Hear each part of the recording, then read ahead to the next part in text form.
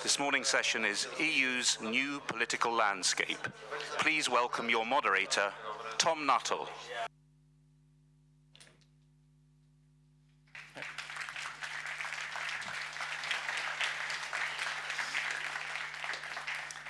Good morning, everybody. I'm Tom Nuttall. I'm the Berlin bureau chief for The Economist. But until a few months ago, I was based in Brussels, and I will confess to feeling a little bit wistful for my old patch today as the dust settles after the European elections and the various political forces ready themselves for the battles ahead, not least on the apportionment of the top jobs. I think it was an interesting election. Clearly, some of the grand narratives that some people were expecting to impose on the results didn't come to pass. The collapse of the mainstream, the rise of the far right, the green wave, none of these really describe the results that we saw after May the 26th. But what we clearly are dealing with is a more fragmented political landscape, and it's going to be interesting to see how that fresh dimension inside the European Parliament and inside some of the institutions can deal with some of the policy-making challenges that lie ahead in a more uncertain world. So I'm happy to say that we have a stellar panel to guide us through this new landscape, and I would ask you now to welcome them to the stage.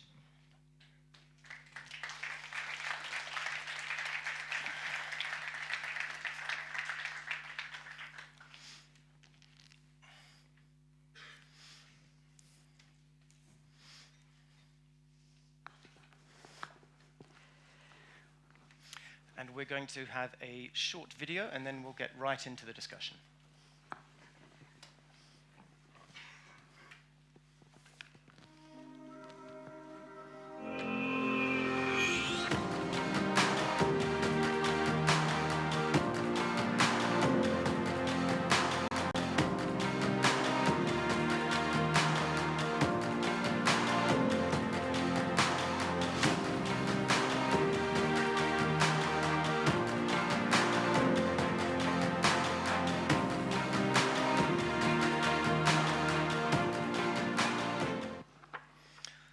Okay, I think maybe I can start with you, Mr. Ciamba, which seems appropriate. You're coming to the end. So it's George Ciamba, who is the Minister of European Affairs in Romania. You're coming to the end of your presidency of the Council.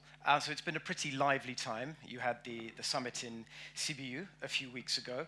It was a dramatic election in Romania, a big loss for the ruling party that then saw its leader imprisoned one day after the election. In this context, can you give me a sense of what role EU affairs played in the election in Romania? You know, in a way, I would not like to speak so much only about Romania. I would like to speak about what was the meaning of Sibiu for the overall European elections, because it was the first good sign that results are not going to be as bad, and the picture that was so gloomy, I think at the beginning of the year, is not going to materialize.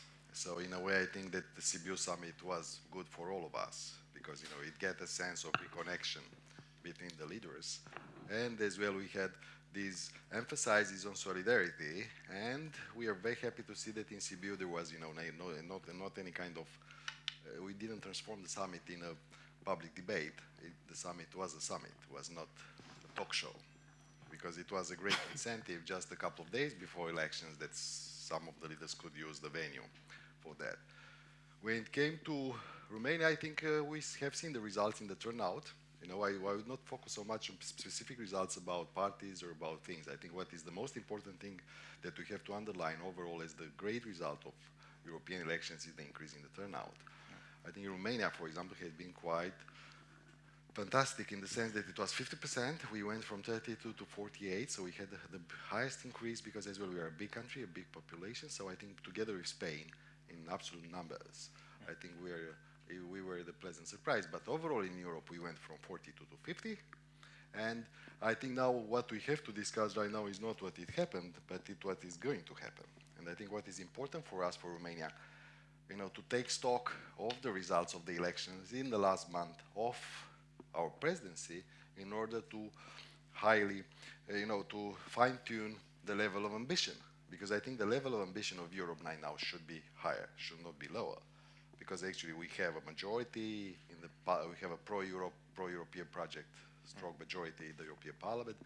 I think there is room to have a more ambitious strategic agenda, because this is what the leaders should have to come out in the June European Council. So in a way, coming from Sibiu, and what was the common denominator in Sibiu, and the common denominator was to show unity. I think now we have to move to the next stage and to take stock of the results and to be more ambitious, and as well on the different other files that we have in front of us.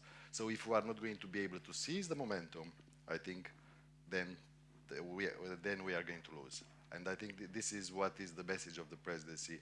Happy to be here. We delivered as a presidency like no other presidency has delivered in terms of legislation. So I think it was important that not only speak about the future of Europe, but Romania's presidency shaped the way citizens are acting on social issues. I think there were many issues that Romania touched upon: natural gas directive, strategic issues. But what is more important now is to take advantage of that positive atmospherics. Okay, I'm going to turn to Daniela Schwarzer, who's the head of the German Council of Foreign Relations in Berlin. Daniela, the expectations before this election were feverish in some quarters, I think it's fair to say. What surprised you about this election, if anything? Did they go more or less as you expected? Well, there were two positive surprises. One is the high turnout, and George already spoke to that. And the other one is indeed that, yes, there was a slight increase of anti-Euro forces in the European Parliament in terms of seats, but not as strongly as one might have expected. And if we take Brexit, that might be coming into account, and we see a reduction of those members of Parliament who will leave once the UK leaves the EU. I think the result is then, it is okay. What the interesting thing now is, and I think that's something which is indeed very crucial, it's not only the question of who will lead which institution and yes, the composition of the leadership, but to what extent it is possible to connect this discussion to a really deep policy discussion and strategic agenda setting. And here I see some positive developments over the past, well, basically days, where the political forces present in Parliament are really making that push. And I think the awareness has generally risen that you have to react to the results. And, it's hard to find pan-European trends in those elections, but you can see very clearly that there are deep political repercussions. Take, for instance, what's happening on the national level in several parties across the EU, where the European election results directly impact on leadership questions. Take the German case and the Social Democrats. Take the French case and Les Républicains. So those repercussions are there, but also agenda setting on the national level is changing. We have a huge climate debate in Germany now, which was really triggered by the EU elections. Yes. We'll come back to that, I hope. Maybe I can turn to Tomáš Petříček, who's the foreign minister in the Czech Republic. You serve a government in a country with consistently high rates of Euroscepticism. Sorry, I'm looking at the wrong place. We didn't get to meet beforehand. And still one of the lowest turnout rates in the European Union, although it was up on 2014. How did these elections compare to previous European elections in 2014 and previously? Did you detect any sort of pan-European theme in the way that the debate played out? In fact, I think the campaign was run on European teams compared to previous elections. It was a big difference that the campaign was not dominated by domestic issues. It was run on issues which concerns the European future. The issues that we need to tackle at the European level, including security, migration, and so on. And it turned out that it was a momentum that increased the interest of citizens in European elections. The turnout was 10% higher than in 2014, reaching almost 30%. It is already at the level when it comes to the turnout with some other elections we are having in the country. So it represents a positive moment in this campaign. The truth is also that it is probably that the people were interested about this political conflict that has emerged in Europe, that there are clear groupings that are pro-European, that are Eurosceptic, And this political clash also increased the attractiveness of the European election to some extent. Well, then that's an interesting theme to pick up as I turn to Peter Szijjártó, the Minister for Foreign Affairs and Trade from Hungary. Your party, Fidesz, has often argued that the centre-right forces, parties that sit inside the European People's Party, should align themselves with what I think your Prime Minister Viktor Orban calls the patriotic parties. That argument has taken a blow with the recent events in Austria, where we had a government that did that, the People's Party and the Freedom Party. That government has now collapsed. Your party has now been suspended from the European People's Party, and we will see how that plays out in the weeks ahead. Do you still think that that is an argument that you want to make, that it is appropriate for the mainstream parties of centre-right, pro-European parties, to formally align themselves with parties of the populist right or the patriotic right? Well, I think you have to respect the will of the people, and the will of the people are represented by figures, numbers, and percentages during the European Parliament elections. And I understand that the mainstream hates to speak about that, but please list the 4 most successful parties of European Parliament elections, taking into consideration those countries where there are more than 2 parties running. So it's 27 out of the 28 countries. Fidesz got the most support, more than 52%. And that must be respected by everybody. So no one has the right to challenge the will of the Hungarian people. The second largest support in Europe was reached by the Law and Justice Party in Poland, 46%. Now these 2 governments and these 2 parties are mostly under torture or pressure or whatever in the European political arena and by the European Commission. The number 3 was the Austrian People's Party, more than 38%, and number 4 was Lega, with like 34% of the votes. So the 4 most successful parties represent a very strong agenda, which is pro-European. So I don't really like this expression of, you know, being Eurosceptic or whatever, because we are pro-strong European Union. And you would include the Liga Nord in that? Yeah, definitely. But you know, we have a very different view how to get there, because we understand that there are 2 concepts rivaling with each other now, and I don't challenge the representatives of other approach that they want a strong European Union as well, but they think that Brussels should be stronger, member states should be weaker. So something like it's a simplification, so it's not fair to say United States of Europe should be created. Our approach is different. We think that the European Union can be strong again in case of the member states are being strong. And these are 2 rivaling concepts. So being in favor of strong member states, in favor of a strong European Union, should not be considered as anti-European or Eurosceptic or whatever. And yes, we are convinced that the European People's Party should be ready and open to cooperate with successful parties coming from the right side of the political spectrum. So for me, and for us, a cooperation with Lega, which definitely enjoys the support of the big part or big share of the Italian people, is a good option. Why not? I mean, in democracy, will of people matters. And I understand that the mainstream hates that. I understand that mainstream media and mainstream political forces attack these kind of parties like ours. But you have to look at the scoreboard. And if there's more than 50% of the voters voting on one party where there are a lot of parties are running, that must have a reason after spending 9 years in office. If you say that's a good option, does that mean that you will be formally aligning yourself with Matteo Salvini's group in the European Parliament? And if not, why not? Look, currently we are part of EPP. Yeah. By the way, we are the most successful party of EPP. We had the highest public support among EPP parties back at home. There's like 2 others who got more than 30%.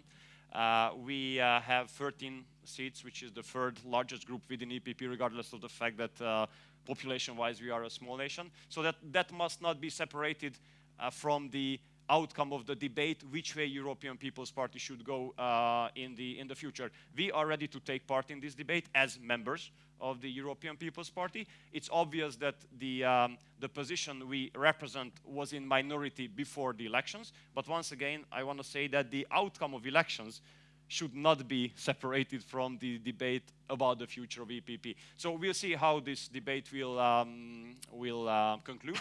And then the structural decision or the decision regarding the party structure can be made. But currently we are part of EPP and we would like to continue like that. Okay, so I'm not sure that was fully a clear answer to the question, but I think you've left your options open. If I can turn to Mikolaus Dzurinda, the head of the Wilfried Martin Center in Brussels, and of course a former prime minister here in Slovakia. Your think tank is very close to the EPP, which incurred some losses in this election, of course remains the largest group in the European Parliament. What lesson do you draw from the loss not only of your party grouping, but also from the Party of European Socialists? And do you think that the more fragmented European Parliament that we are going to see over the next few years represents a problem for the European Union or actually an opportunity? I will begin with the latter element of your question. There is no doubt fragmentation leads to complications. So it will not be easy to struggle and to reach a final compromise from time to time. No doubt about that. But the first part was more interesting for me. The consequences are here. We suffered losses, as the socialists did. And it means, by my understanding, that something should be changed. Minister Sciarto is calling for strong member states. I have full understanding for such a call. But on the other side, I would add that having strong member states, it doesn't mean necessarily that we have very weak communitarian institutions. So how I understand the results of elections is that we need to promote changes in these times. In my eyes, what does it mean to promote changes? It means to focus on crystallization of competencies, which are going to be executed at the national level and at the communitarian level. We are working with my think tank on the concept of European federalization, which doesn't mean further centralization. It means that the process should be strictly built on the subsidiarity principle. It means from the bottom up. If we consequently imply the principle of subsidiarity, I can imagine, we believe in it in our center, that it is possible to have strong member states, but also very strong, respected European or communitarian institutions. Okay. We can come back to some of those themes later as well. Our final panelist is Maria João Rodrigues. You are a vice president of the S&D group in the European Parliament and the president of the Federation for European Progressive Studies, think tank in Brussels. In many parts of Europe, social democracy is clearly in crisis, not least in the country that I'm currently based in Germany. Not in your country, Portugal, where the Socialist Party remains the biggest party and had a good election. But I will put the same question to you as I did to Mr. Dzurinda. What is the significance of this new fractured landscape for policy making in Europe, and where do you think social democrats can hope to have the biggest impact? Well, look, first of all, I think that the message coming from European elections is an encouraging message because the turnout was higher and it expressed a very clear idea that citizens do understand why we do need the European Union to address new challenges such as climate change, digital transformation, but also I would argue a certain concern with more social fairness or even tax fairness. And this is very encouraging for all pro-European forces and for social democrats. So we can work with this.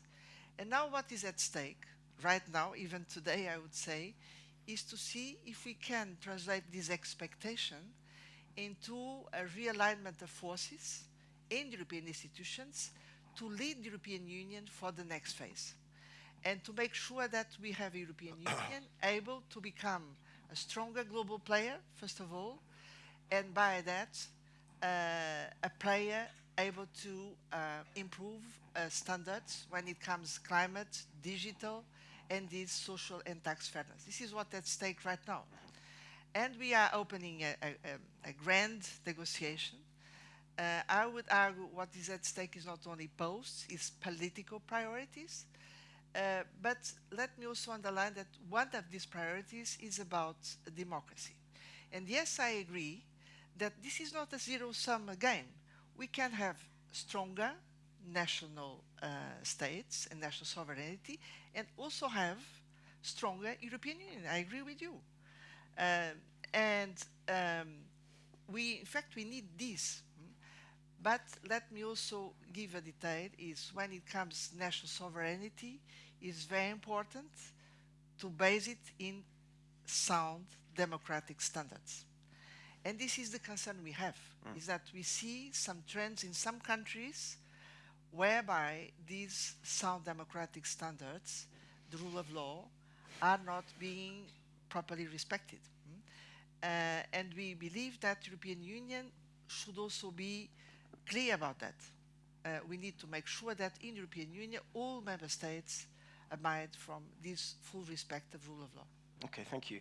I mean, even in this brief discussion, it seems that there's a sort of a cleavage between some people who want to focus on some of the grand themes that the institutions and the parliament is going to have to grapple with in the years ahead. We've heard about climate change, we've heard about taxation, we've heard about migration, versus those who talk about, Minister, you mentioned that you consider the fundamental cleavage between those member states who are working towards greater integration, perhaps even a federation, I think was the word you used. United States of Europe, yeah, versus those who want a Europe of nation states, who want a greater emphasis on the subsidiarity principle. So I might ask some of you to get into that a little bit. Maybe I can start with you, Minister. What you say that you consider this to be the fundamental cleavage now in Europe. Does that make it more difficult to work on some of these grand themes where some of us might expect European nations to cooperate on climate, on thinking about taxation, on migration, which of course has been a priority for your government? Well, actually, I consider it very natural and absolutely not bad news that we have debates in Europe about the future, because when should we have debates about the future if not now, when we have really historic challenges ahead of us, be it migration, be it energy security, be it the response to climate change. So I think the most important thing is to keep these debates on a rational path and not going emotional immediately, not stigmatize each other. Don't stigmatize those ones who might not represent the mainstream. Don't stigmatize them as anti-European, because it's not democratic simply. That shows to us that the right of debate should be taken away from those who are not representing the majority. But you know that if there are more and more representing anti-mainstream position, that might become the mainstream. You know, so for us, it's absolutely not bad news that we have debates. But what I really have some concern about is that many of these proposals, which have been put on the table recently about how to go forward, are making us remember on socialism.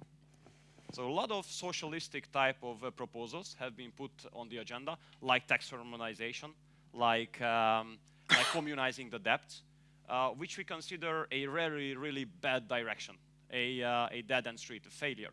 Because when it comes to tax harmonization, you know, we really do consider it as an initiative going against competition within inside. And if there's no competition inside the European Union, that will make us not competitive externally either.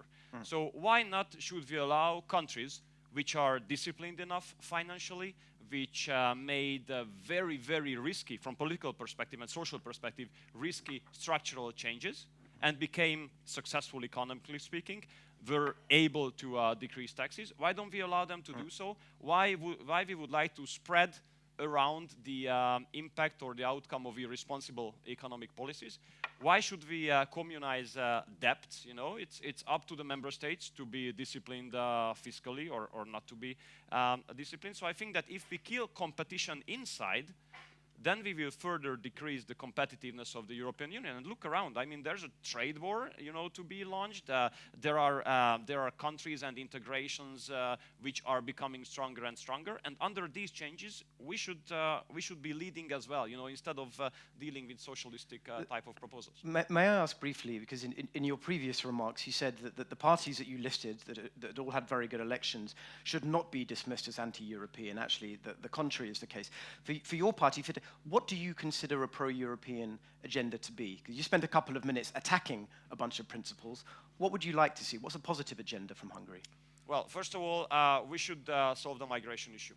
And we should give back the security to this continent. We should be able to protect the external borders, finally, not only speaking about that. I remember that when we have built the fence, those politicians have bashed us like hell, who are now saying that, well, they have always spoken about the importance of protection of external borders. Come on, as we have the saying, internet doesn't forget anything. So be more careful with that. The next one is economy, where we really do believe that environmental protection and competitiveness should go hand in hand. And we should not let any of these two to overtake the other one in an irrational way.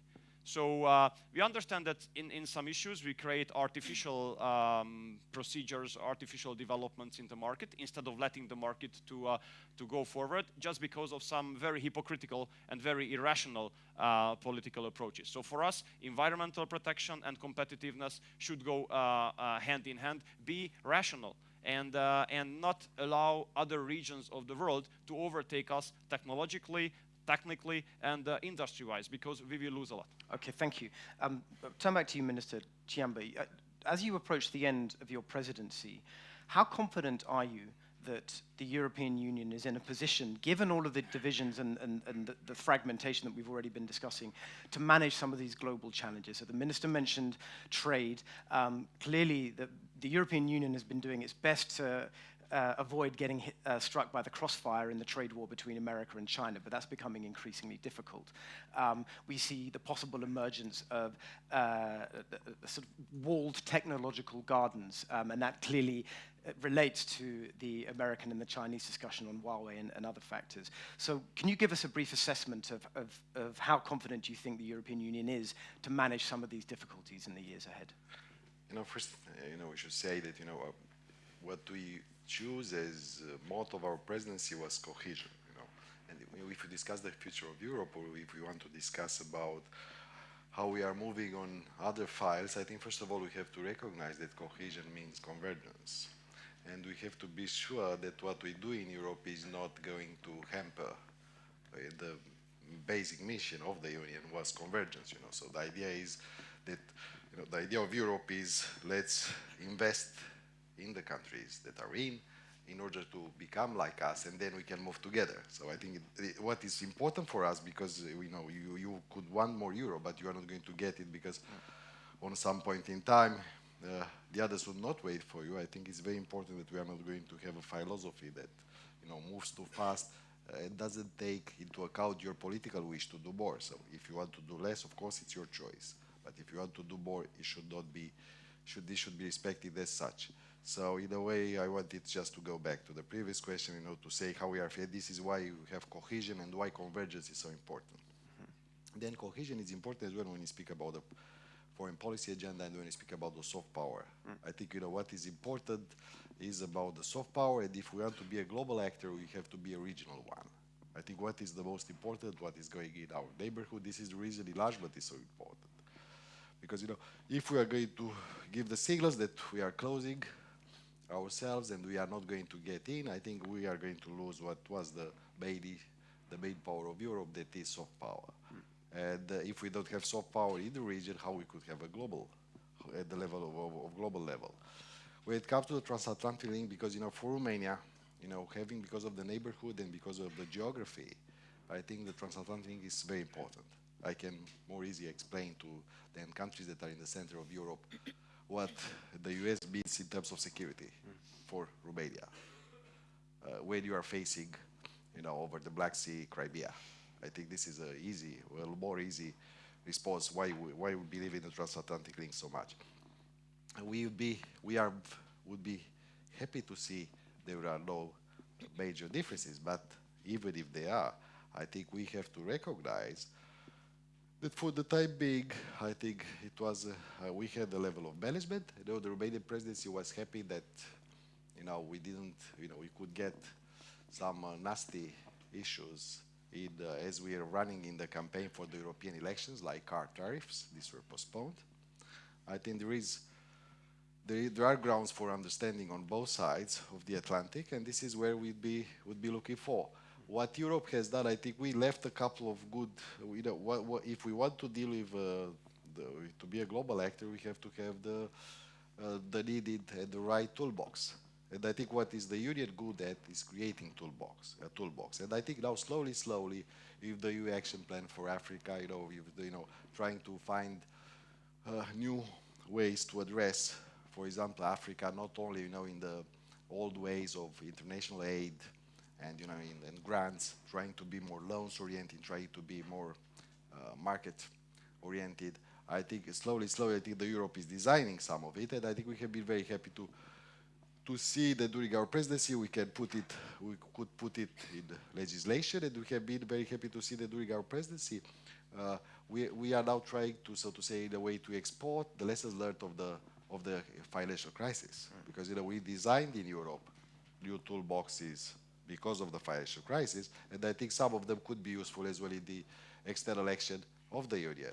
So I think this is how we were focusing as a presidency, but in the same time, I think, be it outside, be inside, I think cohesion, solidarity, and convergence are important factors that have to be seen in both ways. I don't think that we have a better type of solidarity from one side, and on the other subjects we can speak about own merits or something. I think it's very important that we have, when we apply principles, to be very holistic in applying them to the whole things that we are doing in Europe. Okay, I want to stick on this foreign policy agenda for a moment. Minister Pacicek, if I can turn to you.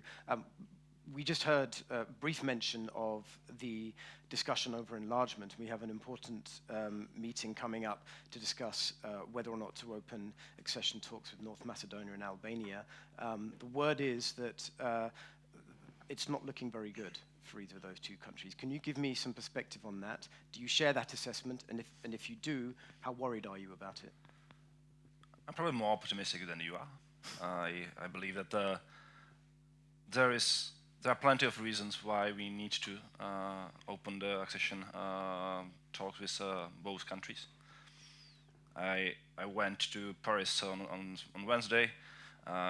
France belongs to some of the countries that are a little bit less enthusiastic about enlargement right now. But I think that we all see the strategic importance of enlargement, and the region, which is surrounded by member states, naturally belongs to the European Union, and for that we strongly advocate, together with our partners in Visegrad Group, that we need to send a strong signal this June that only strengthen the credibility of enlargement process. So I'm rather optimistic. I think that it will be very heated debate in the General Affairs Council, but at the end I expect that we will have something to sell to our partners in the Western Balkans. You expect a green light? I believe in a green light.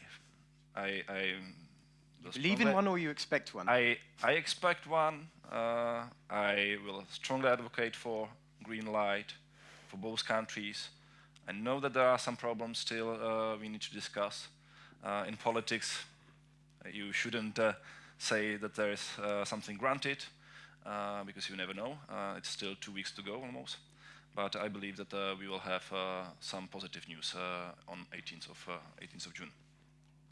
And it corresponds to what I think we are now more and more aware after the elections. One of the key priorities for European Union is how to be credible global player. That's something which starts with your closest neighborhood, starts with the Western Balkan, Eastern Partnership, Southern Mediterranean.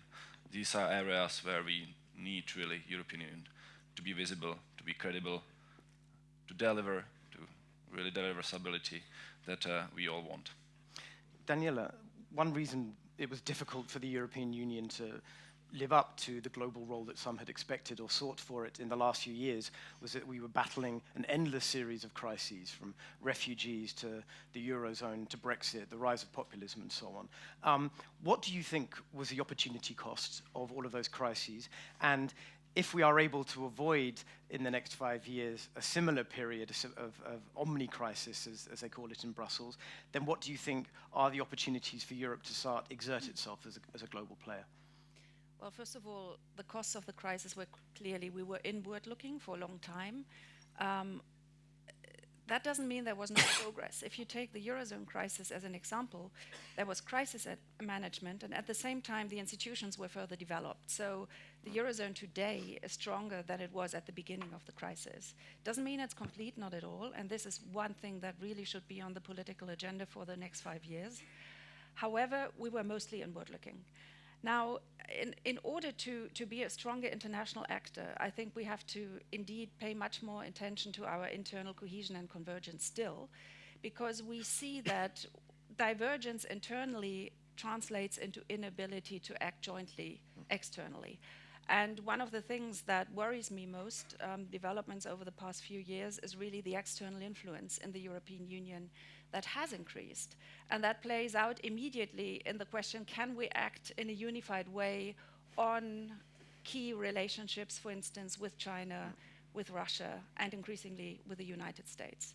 So if we do not do enough to keep all EU member states on board and align sort of the interests, but also make sure that every member state sees a huge benefit in being part of the EU, it is extremely difficult to make them all act together externally. There are some successes of European actions on the global scale. Obviously, trade policy is one where we are strong, we are united, it's a community, it's an EU competence. And then there are examples where small groups of member states have acted together. And one is the JCPOA, the Iran agreement. Now, unfortunately, this is all open again, but the negotiations that were ongoing or that led to the result showed clearly that if the big players in the EU come together, they can reach a result.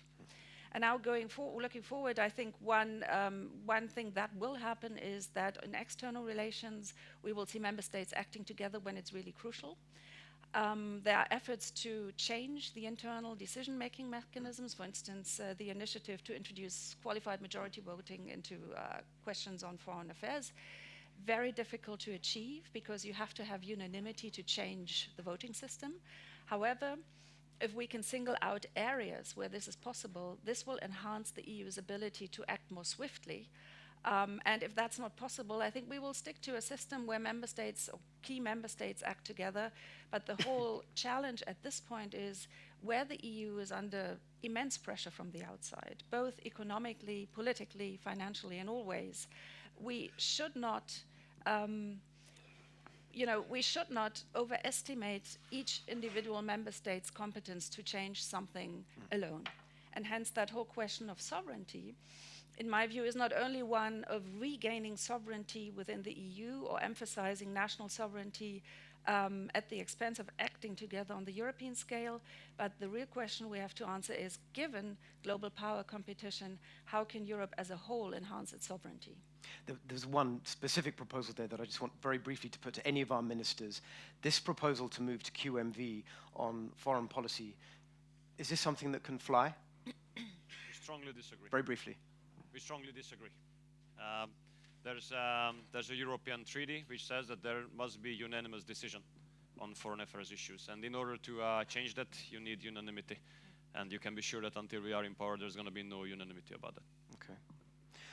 Mr. Junda, I'll turn back to you. We heard from Ms. Rodriguez earlier that concerns about this rule of law issue in places like Poland, in places like Hungary. Do you think that the toolbox that the EU has to manage this, most obviously the Article 7 procedure, which we have seen instigated in both the Polish and the Hungarian cases in the last few years, is adequate to manage this challenge? And if not, what else potentially lies in the toolbox to deal with this? Not a good question. Because the first part of my answer is that it is not enough what we have at our disposal at the moment. But now you wait for the second part of my answer, and it is very difficult. Punishment. I don't like to punish people or my political partners, but we have to do something. Because on one side, I have full understanding for many emphases coming from Budapest when it comes to immigration or the role of the member states. I disagree with the position when it comes to QMA, because we need to enjoy higher respect than authority. Otherwise, we will be very weak as the whole. But on the other side, you know, it is very difficult to invite North Macedonia or Montenegro or even Serbia or Ukraine one day to join the club if irreversibility of the compliance with the rule of law is not here and is not secure. This is the problem. This is really a problem, and we should not neglect the fact that it is a problem, compliance with the rule of law. I wouldn't have said 5-10 years ago that we will be challenged in the center of Europe, in the Visegrad 4 region, with such a question. This is very impolite. It is impolite, hugely impolite, and we should talk to each other very openly and frankly, what measures should be adopted to improve the situation, to avoid such a repetition. Okay, we'll go to the audience with some questions in a minute, and we also have some questions on the Slido app. But just finally, Ms. Rodriguez, because you raised this issue in your opening intervention, I wonder if you agree with this assessment, what else you would like to see in the EU's toolbox in managing this rule of law issue? Well, let me tell you something very clear, is that to face the new times ahead of us, we do need to have stronger European sovereignty. Also because of this crossfire between China and the United States, let me give you an example. What can the European Union do about this?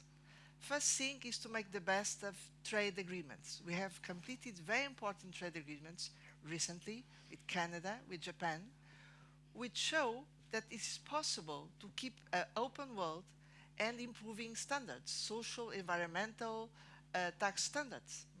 So this is the way to go when it comes to trade. And Europe remains an interesting and powerful external actor with external policies. But now let me pinpoint something which was not referred yet, which is about digital sovereignty. I really believe that we need to have a stronger digital sovereignty if you want to have stronger European sovereignty. Because we have an American way to conduct the digital revolution, we have a Chinese way. I believe that we can have a European way. What is the European way to drive the digital revolution? First of all, a way which respects privacy, personal data. This is very important for Europeans. We have introduced first laws in this direction. Secondly, we need to make sure that working for online platforms is respecting some basic standards, a contract, access to social protection. Third, democracy. We need to make sure that we don't have, let's say, interferences in our democratic life by using digital manipulation. I think this is the time for Europeans to organize their digital way and to assert stronger digital sovereignty. And you believe the GDPR is not adequate to do that? I think this is a good step, but this needs to be completed with other laws. Okay, Yes. thank you. Well, that ties into a question that we have on the app, but maybe before getting to that, we can go to the audience. I think there's probably some mics hovering around, and I'll take 2 or 3 questions at a time. And please keep it, please keep the brief and tell us who you are. In the back here, please. Hello, Milena Lazarevic, European Policy Center, Belgrade. It's clear that lack of compliance with the rule of law and democratic standards in the Western Balkans is a problem. Yet there is a strong sense of unfairness that the region is being held to standards which some of the EU member states themselves are not fully observing. My question is, rather than keeping the region outside of the European Union for a longer time until they satisfy these conditions, which, as we can see, can backslide even years after EU accession, do you think that there is a way that some post-accession conditionalities and some, let's say, novelties can be embedded into the EU enlargement policy, that the EU enlargement policy can be reformed to reflect this fact that building a sustainable rule of law and democracy is not something that can be done in a short run? Thank you. Did you want to direct that question to anyone in particular? Whoever likes to. Okay, fine. Over here.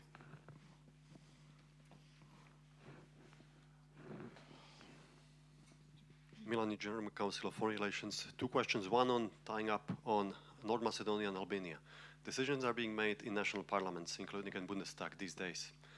What is the update there, if anybody has? And second, to Foreign Minister of Hungary, Szijjártó, the situation in EPP will be decided on the criteria that were put on table, including the Helsinki resolution. What is the update on the CEU, one of the Manfred Weber's conditions? The CEU, Central European University, is staying in Budapest, and how credible is your attempt to stay in the EPP when you are also moving to centralize the Hungarian Academy of Sciences? And what does have a government's attempt to control the flow of EU funds, shrinking EU funds, has to do with it? Thank you. And I will take one question from the app, which ties into, I think, what you were just discussing. Besides setting standards when it comes to regulation, in what other fields can the EU lead in a world dominated by the US-China duopoly? So we have a couple of questions on the Western Balkans and accession, and then a question directed to you, Minister. Who wants to pick up on the Balkans? Well, you know, we are direct neighbors of Serbia. And I can tell you that we had terrible relationship until a couple of years ago because of history, unfortunately. And the current leadership in Serbia has made a lot of efforts, very risky efforts. And our leadership took a lot of efforts as well to turn this relationship into a historical peace. And that succeeded. And the most rights, you know, we have Hungarian minorities outside of the country because of history as well.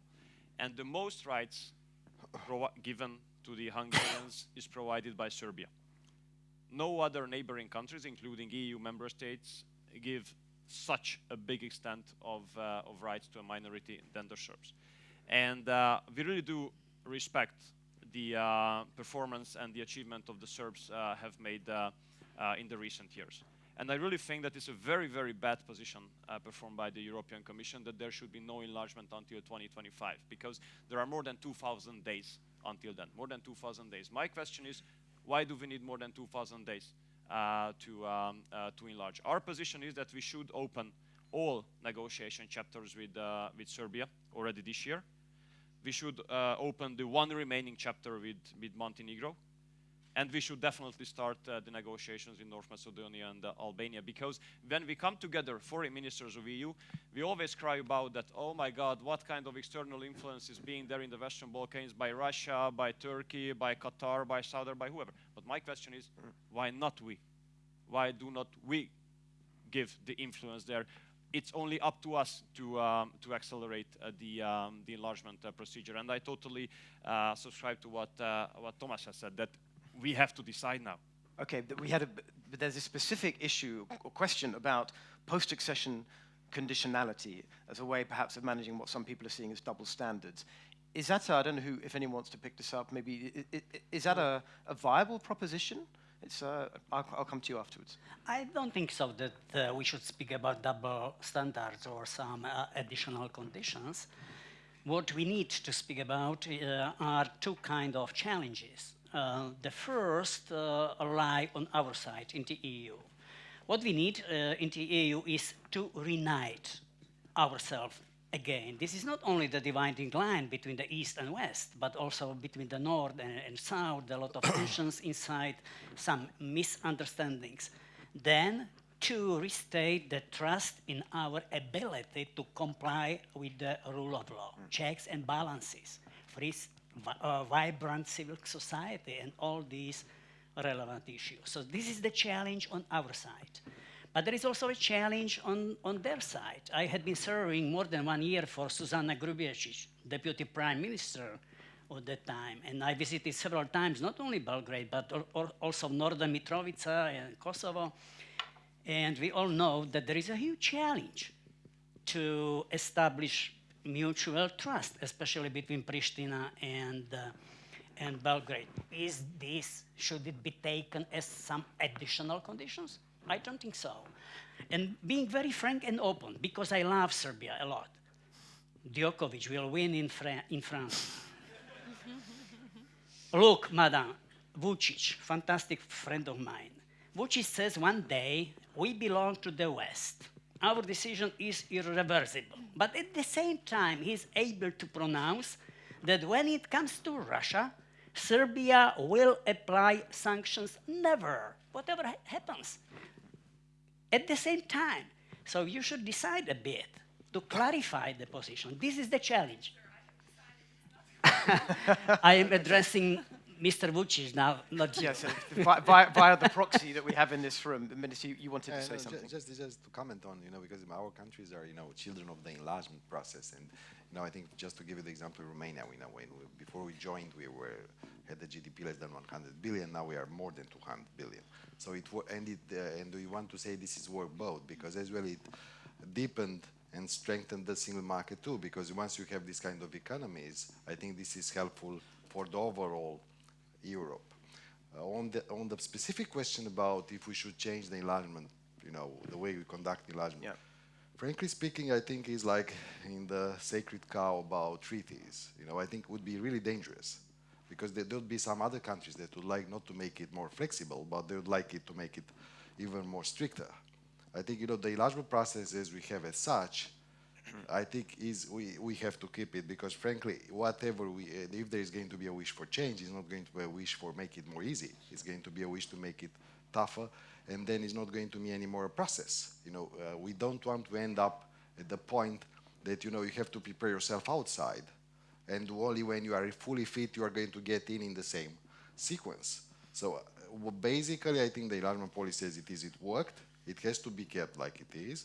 And as well, we have to recognize there was a win-win game out of the enlargement. This is something that nobody is taking over, to the European citizens, that enlargement was not the root of evil. It was not the root of the bad things happening in Europe. Actually, it enhanced the single market, strengthened the single market, and brought a lot of good synergy. This is the reason where we can compete now with China, because this is a lot bigger size economy than it was after joining the 10 plus 2 plus 1. Okay, Minister, please. Your question goes in a very right direction right now, because the question of rule of law inside European Union is not only about our internal trust, our internal perceptions, it's also about credibility outside. If we are not able to comply with our own rules, then obviously, how can others in Western Balkans, in the 6 countries of the Eastern Partnership, how can we ask them to do the reforms? Because it is for in their interest, but they will always ask us, but if you are not complying yourself, why we should do the reforms? So there's also a question about our external credibility. If we are not meeting the standards and rules we have adopted together within the European Union. So I see that there is a good point in this, and we have institutions how to solve it inside European Union, and let's use them. Let's discuss it. Let's have a very open debate, but based on respect. But we should probably also leave some of the questions to experts, not only to politicians. And I'm glad to see that there is now a trend in European Union that some of the sensitive issues are discussed more at the expert level. Lawyers are discussing it rather than politicians making it part of a political debate only, because then the substance is very often left out of the debate, and we are discussing only about political arguments. Okay, briefly, Minister Ziad, there was a question directed at you about your party's efforts to stay inside the EPP, as well as what's happening to the Central European University. If you can address that briefly. Thank you very much for the question. I'm grateful for that, because I can address fake news finally. Central European University is in Budapest, has the necessary accreditation to operate in Budapest, and is allowed to issue Hungarian diploma. What they are not allowed to do so is issue American diploma, and it's very easy or very simple. Why? Because there's a regulation in Hungary, and if you speak about rule of law, you all have to comply with regulations. The regulation says that you can issue a diploma of another country in Hungary if you have a school there. So that's why, for example, as McDaniel College of Maryland operates in Hungary and the US, they issue both diplomas when you graduate there, Hungarian and American. Or Notre Dame University, which is now setting up a school in Budapest, they will issue 2 diplomas since they have a school in Europe for more, in US for more 100 years, and then they will issue Hungarian diplomas as well. CEU does not have a school in the United States. Thus, they cannot issue American diploma. What? But they can issue Hungarian one. They have all the necessary accreditation to do that.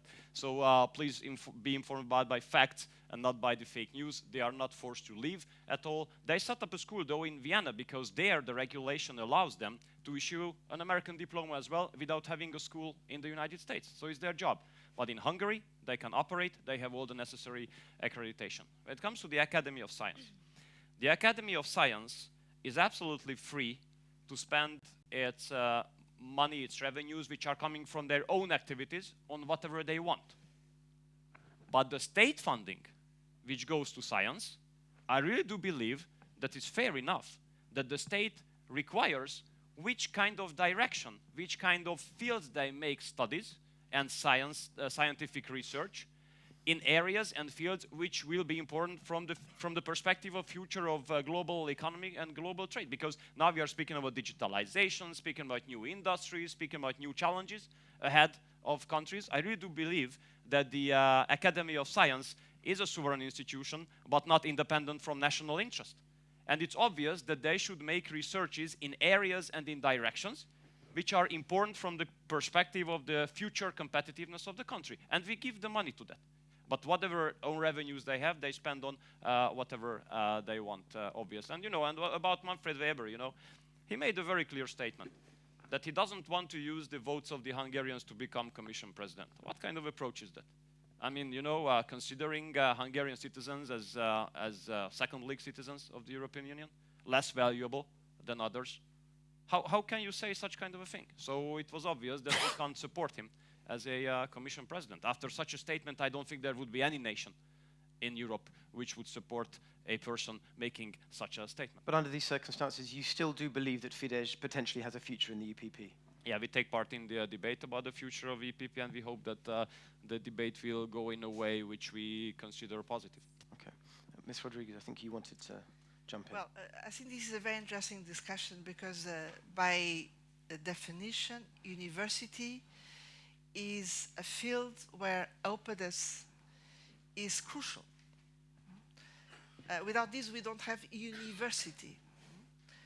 And this allows me to make a more general point, which is the following.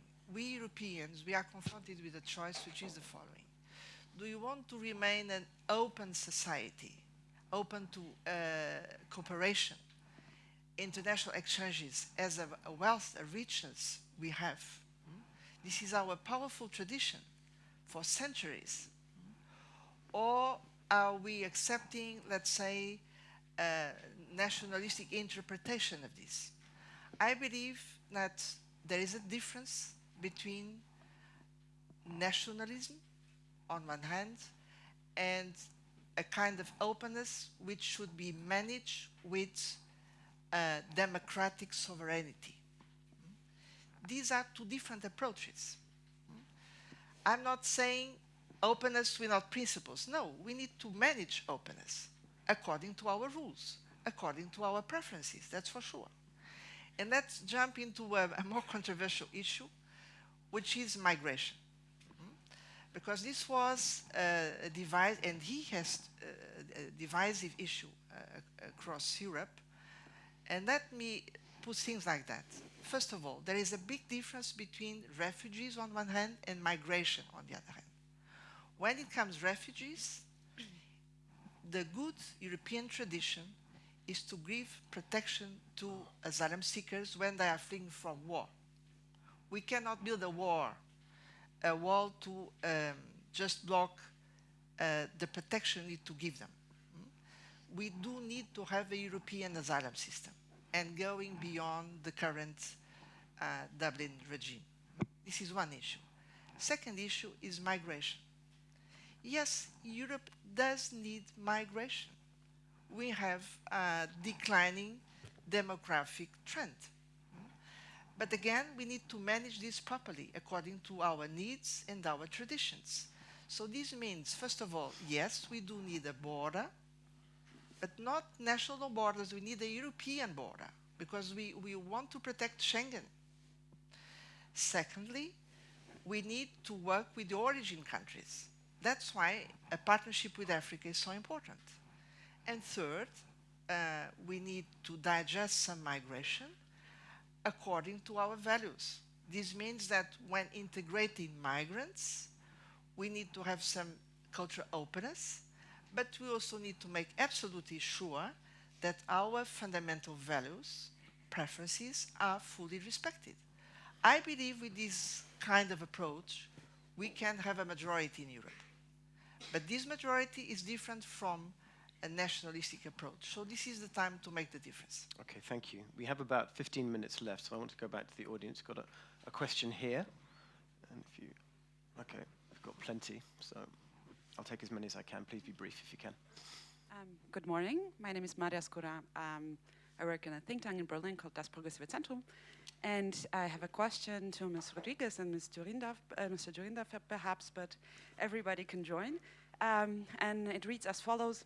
Do you think that the conditionality of European funds, conditionality in the sense of them being dependent on the rule of law, will help us avoid situations that we see in Hungary and Poland in the future in other countries? Is this the right tool to stop democratic backsliding or potential democratic backsliding happening in other member states? Thank you. Thank you very much. Over here, please.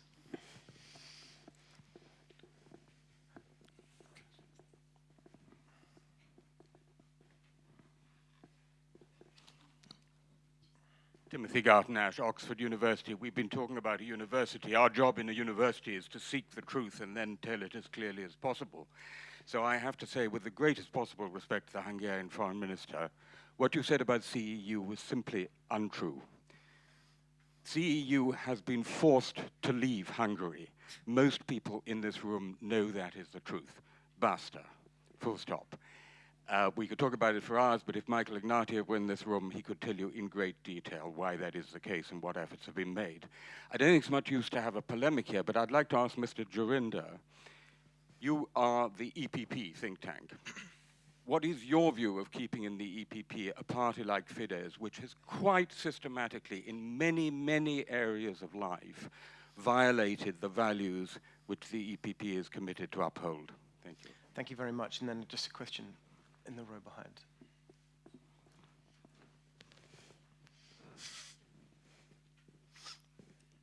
Thank you. Azita Raji, former U.S. ambassador to Sweden. We have not mentioned Nord Stream 2, and I raised that question because it's not just about energy security, but one would argue it's national security, European sovereignty, which you have all talked about. And so how can we expect unified European position on that, just as you are unified on trade? Because it seems to touch on so many areas that are important to your sovereignty and, frankly, the ability to maintain your way of life and values. Thank you. Thank you very much. I'll go back to the panel. Please keep your answers brief, because I'd like to go back to the audience one more time. I mean, Mr. Durinder, there are a couple of questions addressed to you. Maybe you can tackle the Fidesz one as well as this question of conditionality of funding. Yes, Maria, I don't think so that some administrative measures will help. Now I'm listening about Nord Stream. What comes to my mind is the challenge of egoism. It is still here in Europe. In some countries, this is evident. Also in my country, in Visegrad 4 region. So we need to overcome this approach. And I don't think so that we are able to discover some fantastic, miraculous technical measure or something like that. This is the question of political will. This is the question of understanding that now we face really difficult times. Look at the polls of the European Council on Foreign Relations before European Parliament elections. People in Europe are happy that we have a union. On the other side, 2/3 of Europeans think that in a horizon of 10, 15 years, the EU will fall apart. Can you imagine? So no administrative measure can help us, only understanding, political will and strong political leadership. We desperately need action and strong political democratic leadership in Europe. It is related also with the second question, EPP Fidesz. I had a lecture at the Central European University 2 months ago, and you know very well. It's there, right? You found it there. I just want to say. Absolutely, but you will be now a bit frustrated with my second part of the answer. You cannot frustrate me. They are not happy with the status quo. The rector is not happy, the students are not happy, believe me. And you know very well that I am a friend of Viktor Orban. We launched our business at the same year, 1998. He's a great football player. I am better runner than he is. I like him, but in these days, this is not good. And you are very skilled. You are, you are a marathon runner as well, so I believe that we'll continue in the friendship. But in these days, this is not good. What happens not only in the area of academic freedom or compliance with the rule of law, but also with the situation in NGOs. But the question was a bit difficult for me. Look, on one side, the reality now is that the Fidesz is suspended. So it is with one leg out of the family. The second point, I am a man who doesn't like shrinking or losses. I would be very happy to have Fidesz in the family, or also in the future. I know many, many, many great people in Budapest and beyond, in Hungary. János Mártonyi, Géza Jeszenszky, many fantastic people, very close to Fidesz, or even being members of Fidesz. So we remember something. So it is very easy to resign and to kick somebody out. I believe that there is still a room for cooperation. Now I feel, maybe not see, but I feel some new positive emphasis. And you know very well that now we have 3 wise men. Hans van Rompuy, full respect for him. Yeah, Hans-Gert Pöttering, the same. Wolfgang Schissel, old friend, fantastically knowing the space. So I believe that these people are coming sooner or later, maybe October at the latest date is in a horizon. And these 3 people are coming and suggesting something. And there is a general will in the EPP that we will respect the proposals of these people. So believe me that we strongly believe in our family, in fundamental values of the EU. Freedom, rule of law, checks and balances, vibrant civic society, it must be kept. There is no space for any maneuver. Values are not at our disposal to be negotiated. It is impossible to negotiate about that. Okay, thank you. I just want to put the Nord Stream question to Minister Djemba because the gas directive was negotiated during your presidency. Can you address the question that was posed by actually, this is the answer.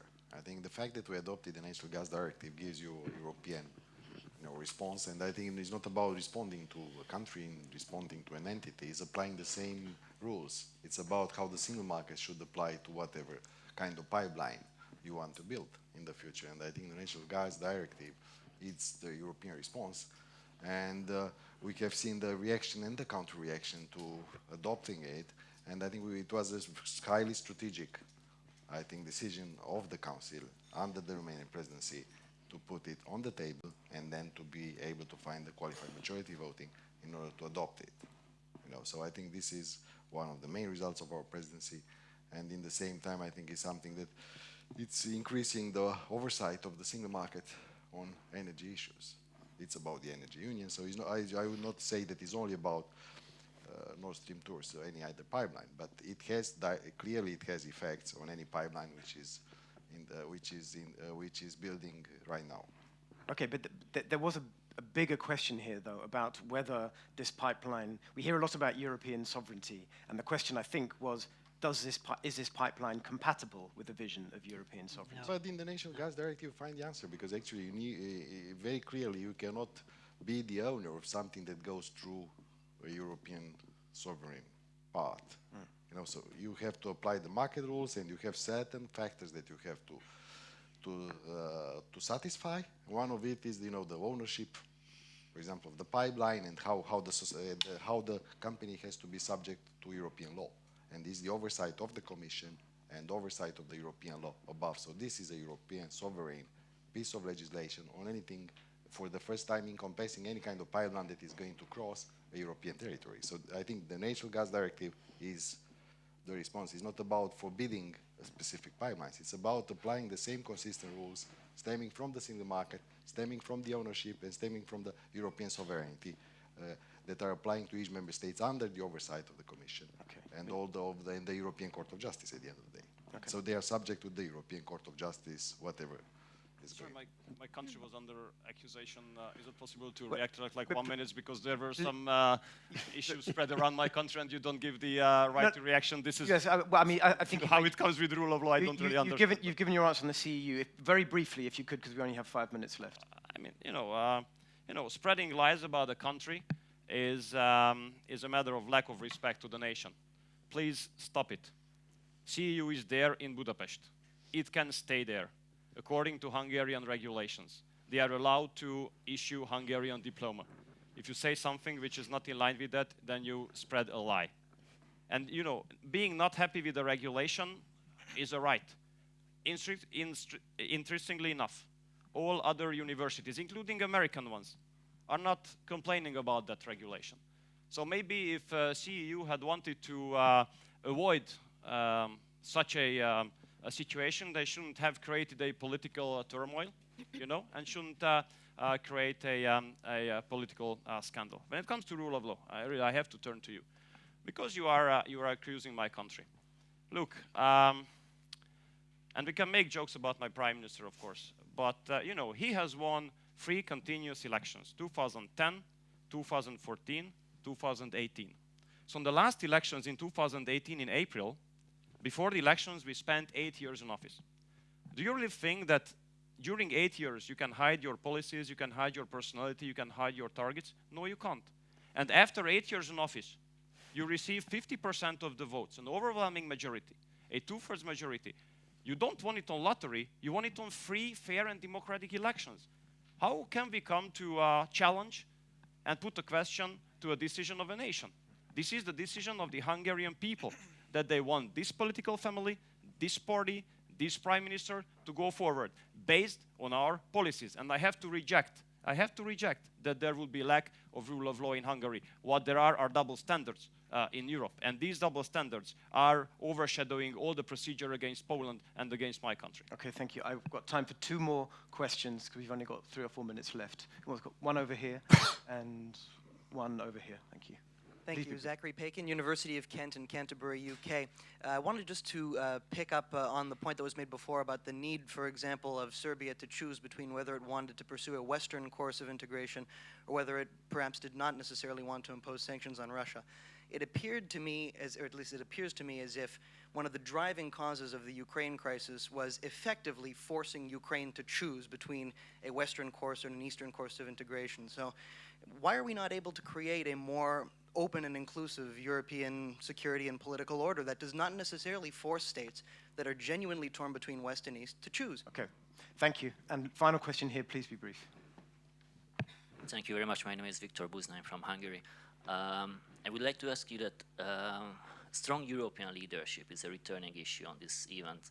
But to be honest, I'm not really, I don't really know what are we talking about. So can you a bit explore on it? So who is going to take charge of it? Okay. Is it the European Commission or Germany? Okay. And what does it mean actually? Thank you very much. Okay, Daniela, do you want to take that one very briefly? Sorry, I missed that one. Oh, okay. Who is actually going to be in charge? We talk a lot about European leadership, but where does power actually reside? Okay. Well, I think the European Council is going to remain the powerhouse together with the European Commission to drive things forward. But what we are seeing right now, I think, is a power struggle between the European Parliament and the European Council when it comes to the question how are leaders actually selected. And so for the European Parliament, this is actually an opportunity, not only to have its say in the way the leaders are chosen, but also to link this choice of personnel to policy questions. And that was the first round we had on this panel, to actually identify the strategic priorities and link this to the staff decisions. And that's why I believe the European Parliament indeed has an opportunity here to be more affirmative in the triangle of European institutions. Okay, and then we had the question, maybe Minister, I can put it to you, this question about, do we actually have to force choices on countries? And you've got a minute and a half, maybe a bit less. First, we are not forcing any choice on any country. And I have a certain example, Armenia. Armenia, after the revolution, Velvet Revolution, decided to integrate closer with the European Union while maintaining strategic relations with Russia. And European Union is fine with it. It's up to the country how they would like to proceed. There is one difference. If you would like to be part of the club, you have to play according to the rules of the club. That's it. And if Serbia is eager to be a member of the European Union, part of the condition is that they align their foreign policy with our foreign policy. And Serbia is not doing it. On Ukraine, very briefly, the last presidential elections proved that that's up to Ukrainians to decide about their future orientation, about their future. And they did it without us telling them how to decide. What we want is to support them if they want. And that's all. Okay. Well, thank you very much, Minister, and thank you very much to all the panelists for an extremely lively discussion. Please stay in your seats because we have a conversation on US-China trade coming up immediately after this. And in the meantime, please join me in giving the panelists a warm round of applause.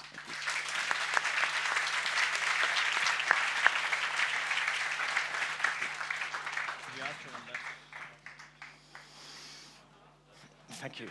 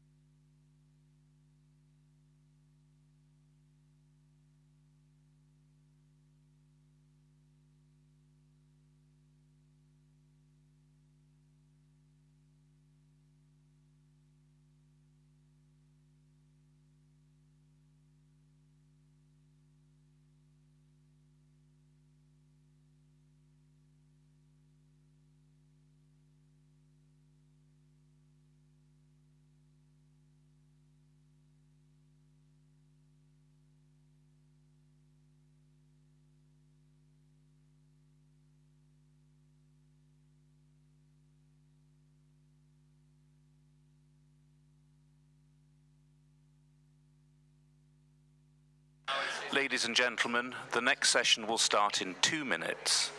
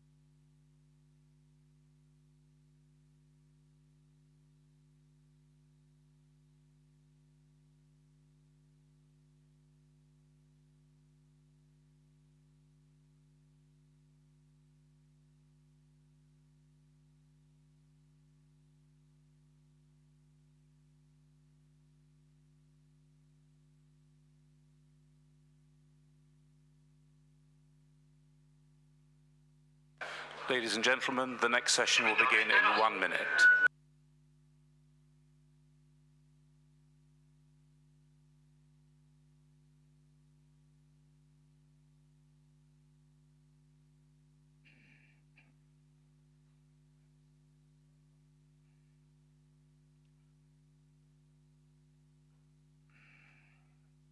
I'm ready to go. Okay. Sure. You can round up some audience.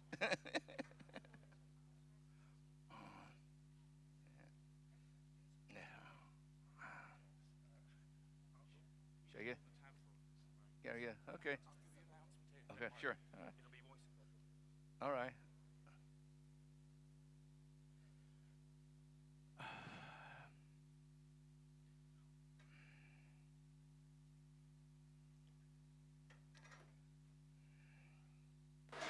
Ladies and gentlemen, our next session is a GLOBSEC talk, Winners and Losers of the US-China Trade War. Please welcome Mr. Yukon Wang.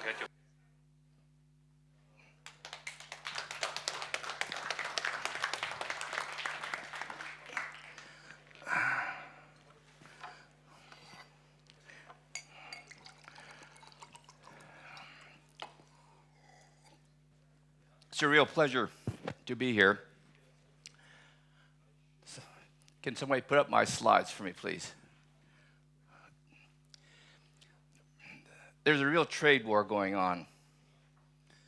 It's very confusing what it's all about. And what I want to tell you basically is we have a problem because the origins are misunderstood and the policy recommendations are misguided. And we therefore are going to have a problem that's going to be with us for a long bit of time. Let's take a look at the factors driving the trade war.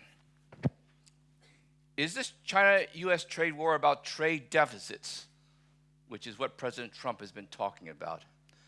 The great irony is they are fighting a trade war, but it's not actually about trade. So every day you read about trade and the trade balances, but it has nothing to do with trade. That's the first point I want to get into. Is it about unfair foreign investment and technology transfer policies? This is what the business community is concerned about. And there's a fair amount of concern, and it is a legitimate issue. But the nature of this issue also is misunderstood. And we don't actually know what the solution is. So we're trying to negotiate a solution when people don't actually understand the problem. And then increasingly, the third issue is becoming more important. Is it a great power battle for technological and economic supremacy? Is about changing the global international order. And this is what geostrategists and politicians are focusing on. And this is increasingly becoming a concern. And this is also making it much more difficult to solve the problem. So we have three issues. Trade? Not really. Foreign investment practices? Partly. A great power battle? Increasingly the case. And let's get into these issues. And I'm an economist. I realize none of you are.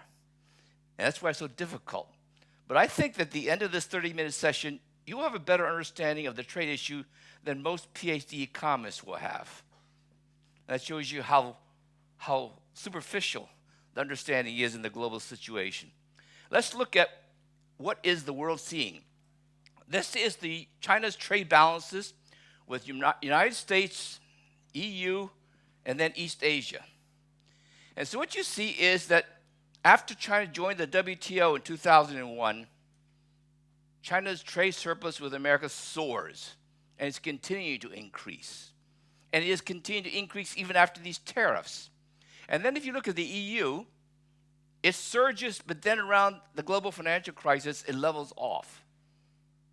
So why is it that America's trade balances with China and Europe's are behaving in a different fashion? And what is the role of East Asia in this? Because from the White House's view, that red line is a problem. America has a huge trade deficit with China, and it believes that its trade deficit problems are because of China. So the next diagram I want to show you is something very strange. There's actually no relationship between America's trade deficits and China's trade surpluses. Very few people understand that. Now, if you're having a trade war and you're trying to negotiate this, but in fact, the two countries' trade balances are not even linked with each other. And that's very strange. And let's look at this particular diagram. This is the current account or trade balances for China, Europe, United States over the last 20 years. And if you go back to the late 90s, the blue line, you'll see that America's trade deficits start to get really large, starting from 1997, and they get really large until about 2007. Then look at the red line. The red line is China's trade surpluses. They don't even exist. So the first point I want to make is, how can China be causing America's trade problems when China doesn't even generate a trade surplus? And then look what happens to America's blue line. It starts to get better. The trade balance is getting better, but precisely at that time, China's trade surpluses start to soar. They actually move in the opposite direction. Now today, in the last year or two, America's trade deficits are getting larger, but China's trade surpluses have disappeared. So one of the great ironies, the two largest trading partners, their trade balances actually move in the opposite direction than you would have expected if they were linked. And this is very strange. It means that the factors driving America's trade balances and the factors driving China's trade balances have nothing in common. And this is the problem why the US-China trade war can't be solved. They're not actually even addressing the right factors, because the trade balances of the two countries are not in fact linked. And very few people actually understand that. So the first premise that President Trump has, that America's trade deficits are somehow linked with China's surpluses, is just basically wrong. And the levying of tariffs doesn't solve that problem. But the world sees the following. This is a graph of the exports of manufacturing products over the last 20 years. And I have ASEAN, China, Germany, Japan, South Korea, and America. And if you look at China, its exports of manufacturing products are soaring. And it soars primarily in that yellow box, electrical products. And this is what's causing a problem, because from America's perspective, and perhaps Japan's perspective, their yellow box in terms of electronics is sliding. But if you look at Germany, unchanged. South Korea, level. ASEAN, unchanged. Somehow China's rise is affecting only two countries, actually. It doesn't actually affect the rest of the world. And very few people understand that. Doesn't matter. Doesn't matter that China's exports of electronics is surging in a power sense or security sense. And the answer is not at all. We think it matters as manufacturing exports, but it doesn't. What does matter is exports of services. And very little discussion in the newspapers or analysis about services. It's always manufacturing. And here is China's share of exports of services rising, but not that impressively. And the right-hand side, that's America. The dominance of America in the global economy has nothing to do with manufacturing, which is what the White House of the world seems to think. It actually has to do with services. And then if you look at America's dominance of services, there's something very strange about the pattern. It's the orange line, America. Financial services. Look at China. It doesn't have any. America's dominance of the global economy, its ability to have unilateral sanctions, its control of the security system globally is due to one thing, its dominance of services in financial sector. And that's why I could put sanctions in Iran or in Cuba or North Korea, or increasingly, if necessary, on China. That's the control. That is power. It has nothing to do with manufacturing. But we're fighting a trade war in a security sense because people think actually has something to do with manufacturing, but it actually has something to do with services. Now, the second key question is President Trump says American companies are investing too much overseas, too much in China, too much is being produced in China. China becomes more competitive. It exports a lot. So what percent of America's foreign investment goes to China? So American companies invest $100 billion more a year. What percent of that actually goes to China? Because that's the White House is saying. Too much. We want them to invest at home. The answer is 1%.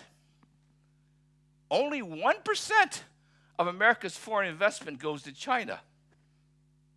And that's almost negligible. The question is actually the opposite. Why is there so little foreign investment from America going to China rather than why there is too much? But look at Europe. Europe's foreign investment in China soars. Go back about 20 years and they were exactly the same. And now Europe's investment in China is multiple that of America. So what is different between Europe and America in terms of their economic relationship with China? And this is the key question, because it also determines trade patterns, it determines foreign investment patterns. Foreign investment in a country is determined primarily by what you export to a country.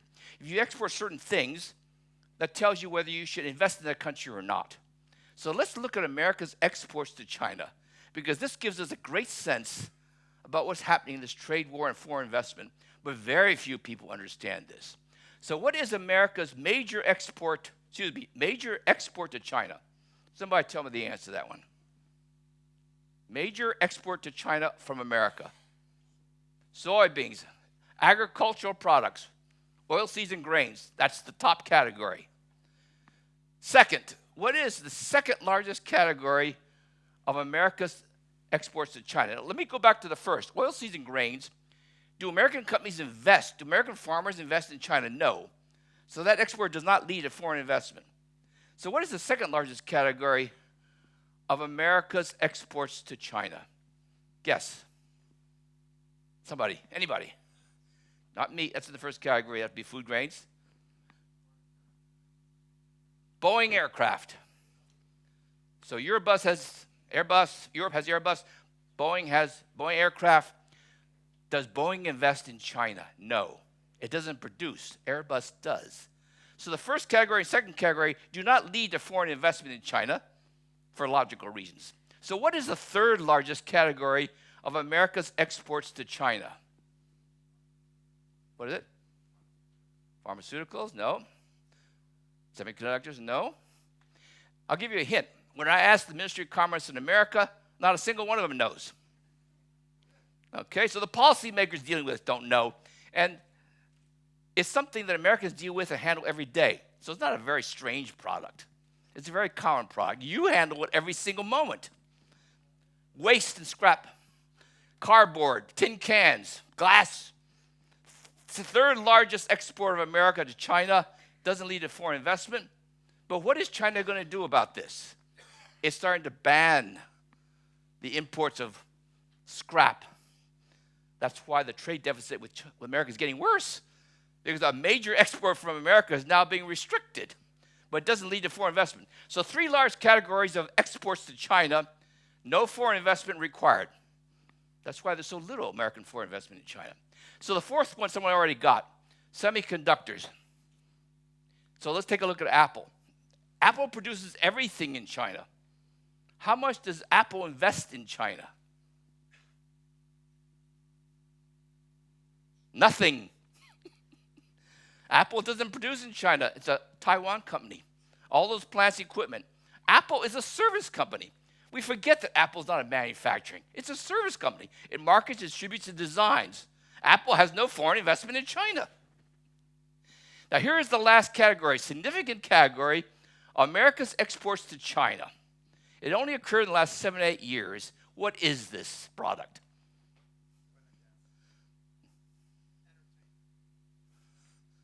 Again, nobody gets it.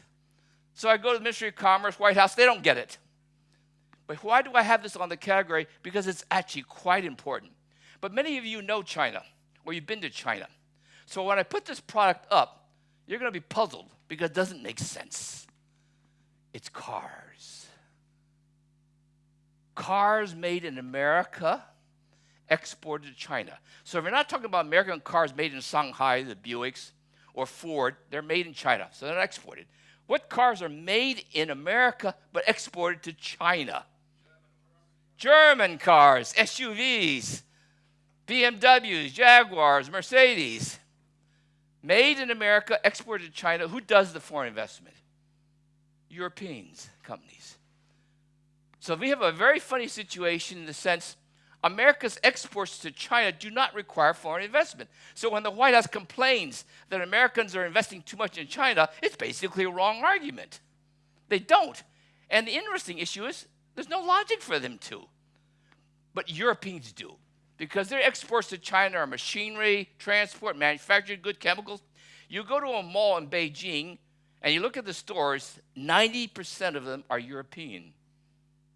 That is why Europeans invest in China, but Americans don't. There's a logic for this. And I say this because we're talking about politics, human rights, restrictions. We actually forget a large chunk of the global trading system is grounded by economic rules which make a lot of sense. But if we don't know this, we don't even know what the right policies are. So what is the complaint about China now? Technology transfer. It's become more innovative. This is a chart that shows the effort of countries to become more innovative. How do you become more innovative? You invest, you do research, you support your industries. You measure that.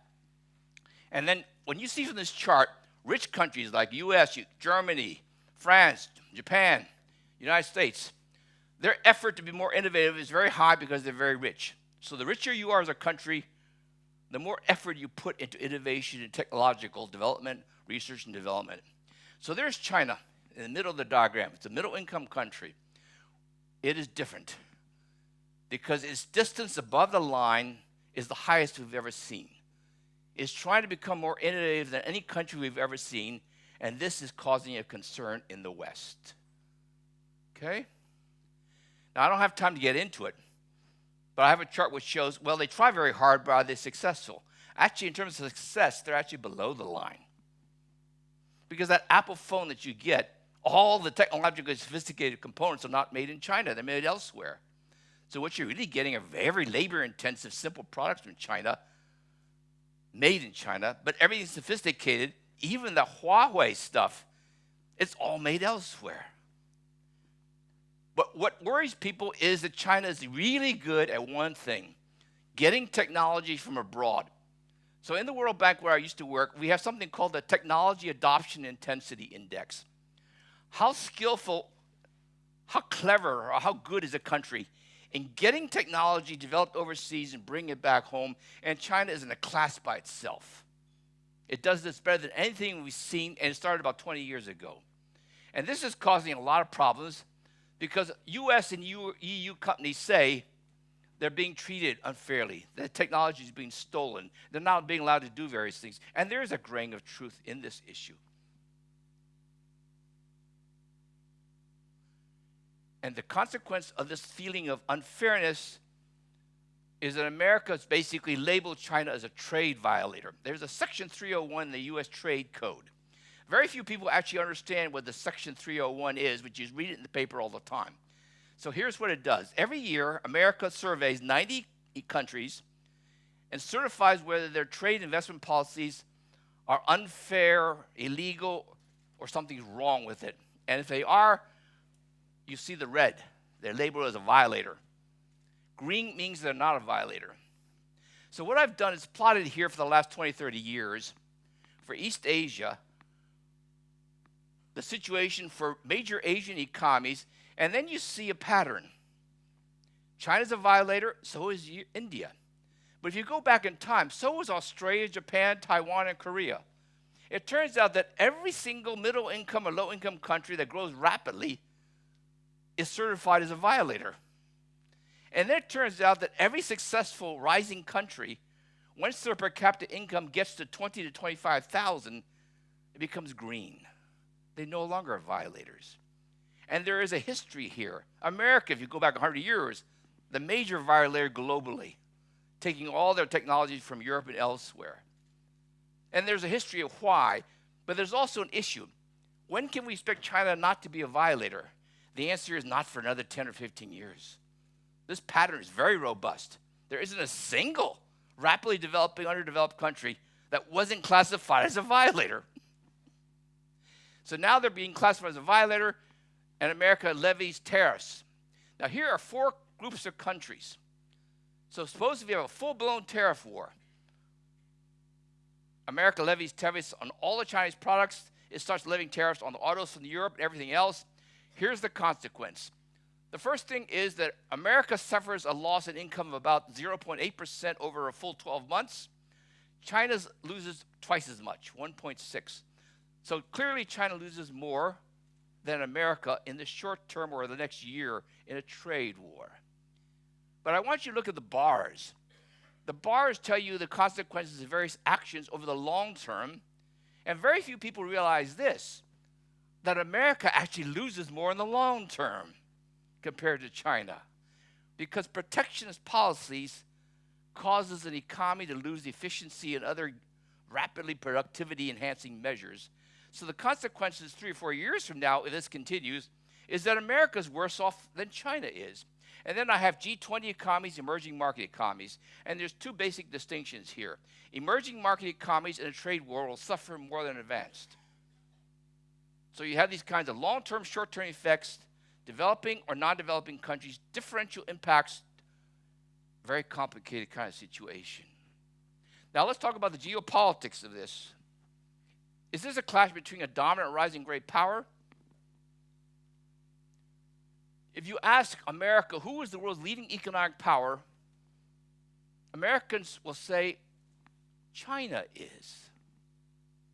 If you ask the Chinese who is the world's leading economic power, they will say America is. Now who's right and who's wrong? China's right. America is the leading economic power by far, but Americans don't realize this. Now if you ask the rest of the world the same question, who is the world's leading economic power? Every other part of the world will say America is, except for one region, and that's Europe. So Europe also says China is the leading economic power. So if you have this kind of odd situation, America and Europe both say China is, the rest of the world say America is, who's right? Actually, the rest of the world is. So how come that the most sophisticated part of the world, America and Europe, get it wrong, but the rest of the world gets it right? And why is this significant? Because this trade war is partly a consequence of this sense of insecurity, and this insecurity is basically wrong. So how did this insecurity emerge? When did it begin? It began 200 years ago, okay? This is the share of the global economy over the last 200 years. And I wanted to show you China, which is the red line. 200 years ago, China accounted for almost 35% of the global output. And then it fell to 3% by 1980.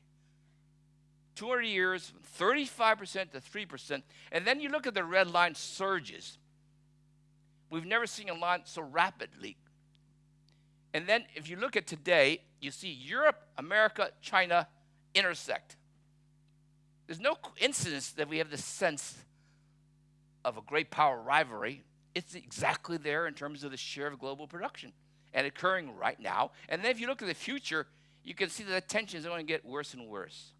So why did we have a war? Because China is unique. China is the first great power that's a developing country. It's the first great power that's a returning great power. The tension is very hard to control because that red line is so steep that the institutional awareness and structure between the West and China has not had chance to form.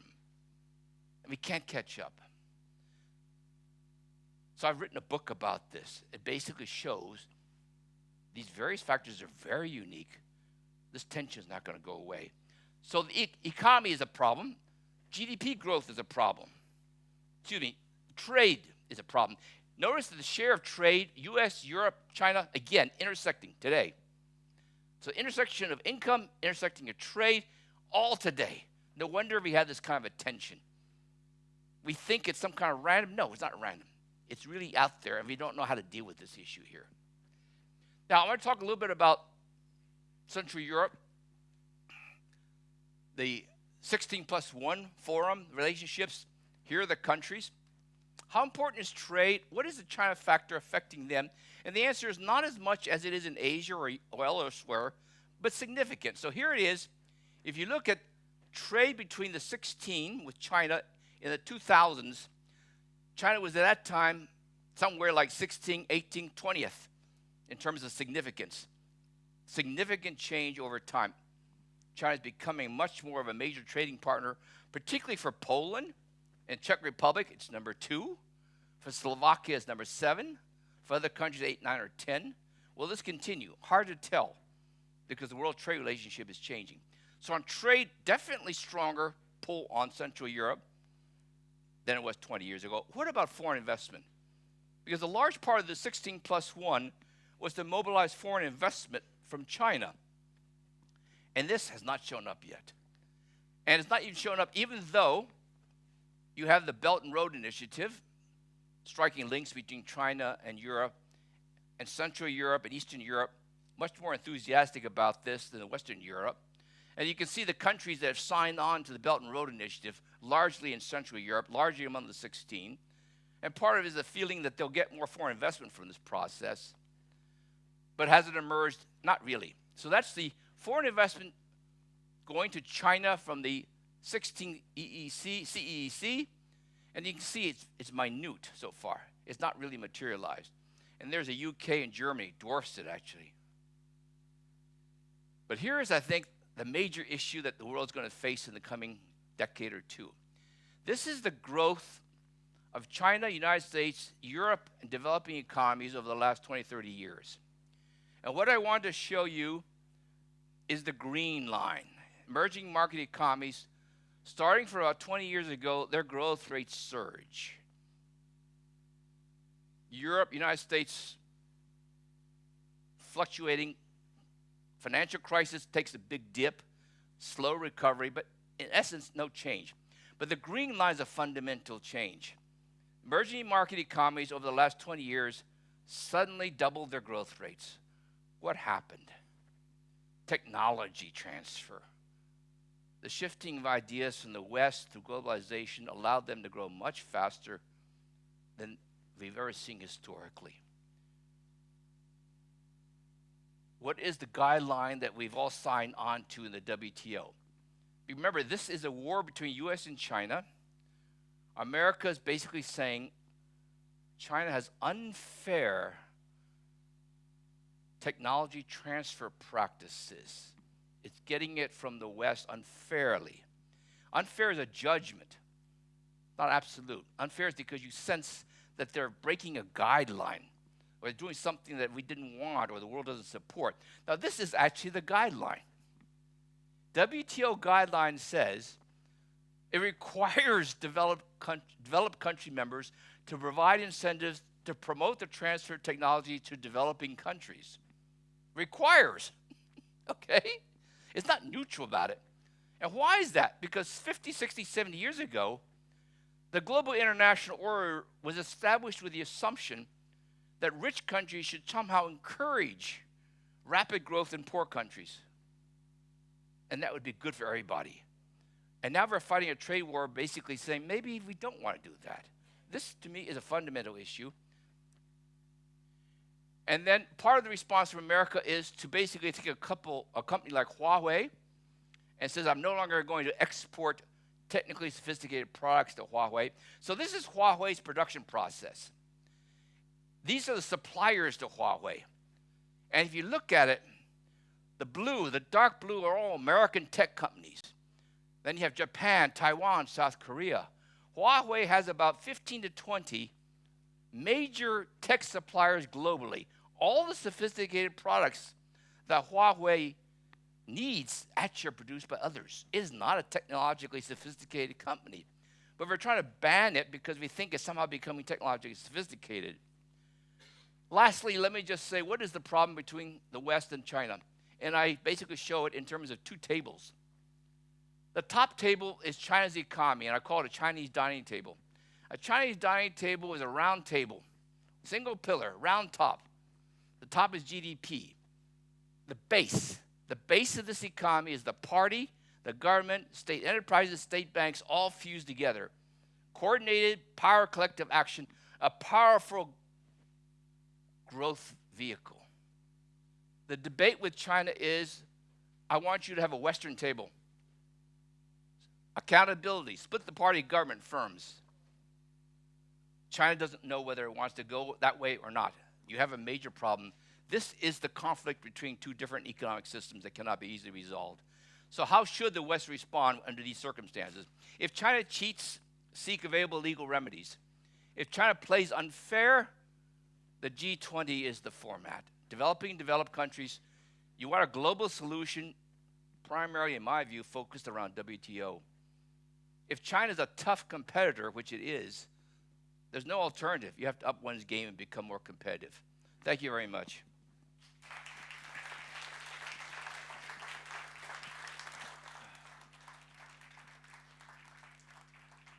Ladies and gentlemen, the next session in the Marie-Thérèse will start at 11:30, Global Trade on Life Support.